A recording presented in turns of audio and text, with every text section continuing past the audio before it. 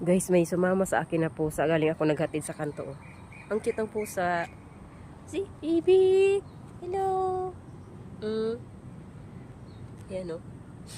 Lalaki. Patingin mo. Ang lakas ng pusa makaramdam guys pag friendly ka o hindi. Kita mo. Hindi namin to kilala.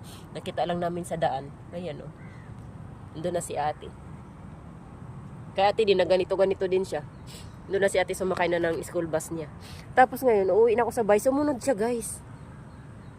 Sumunod siya. Mag-aaway to. May pusa kami doon. Puro to lalaki. O tingnan mo.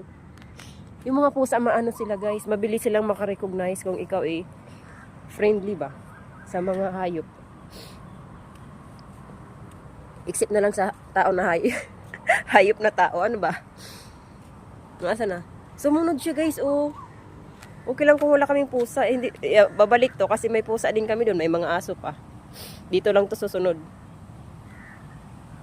Sumunod siya talaga. Oh. Asa naman? Sumunod siya.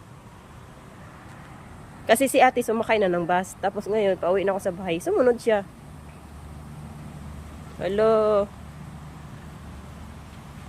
Babalik din to guys kasi may mga aso kami dito.